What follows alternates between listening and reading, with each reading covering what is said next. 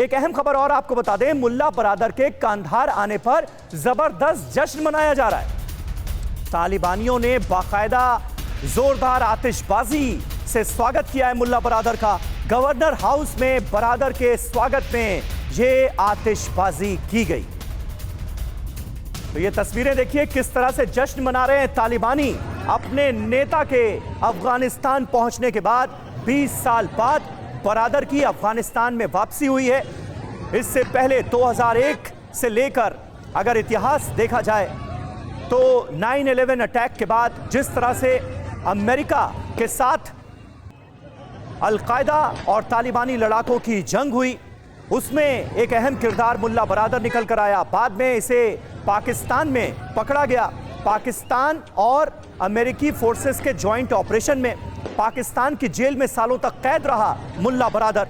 और उसके बाद पिछले दिनों हमने लगातार दोहा से उसकी तस्वीरें देखी, जब दुनिया के बड़े बड़े मुल्कों के नेताओं से बातचीत करता मुल्ला बरादर नजर आया और दोहा में ही बैठकर लगातार अपने लड़ाकों को, अपने नेताओं को निर्देश देता नजर आया।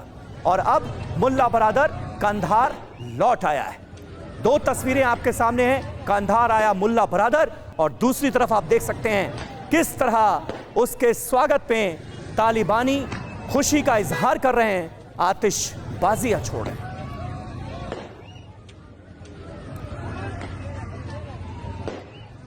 और इस वक्त हमारे साथ तमाम खास मेहमानों का एक बड़ा पैनल जुड़ चुका है। उनसे आपका तारुफ कराने का वक्त आ गया है। रिटायर्ड मेजर जनरल आर के अरोड़ा साहब बतौर डिफेंस एक्सपर्ट हमारे साथ मौजूद हैं। अनिल त्रिगुनायत जी हमारे साथ मौजूद हैं, फॉर्मर डिप्लोमेट हैं।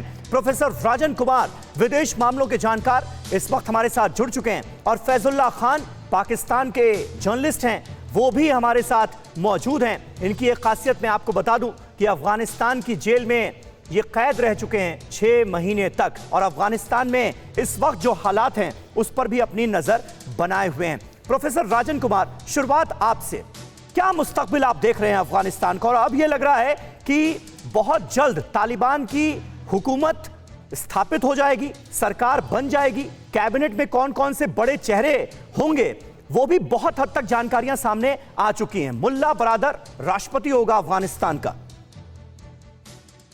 जी समीर, बिल्कुल सही कहा। अब देखिए, ये पॉलिटिकल रियलिटी है कि तालिबान वहां पे अब आ चुके हैं, उनकी सरकार बनेगी और ज्यादातर देखेंगे, ज्यादातर देश भी जो है वो उनसे निगोशिएट करने की कोशिश कर रहे हैं। मैं चीन, पाकिस्तान, रशिया, सारे देशों की बात करूं, अमेरिका भी वहां पे अपने जो उनके लोग हैं उनको निकालने की कोशिश कर रहा है।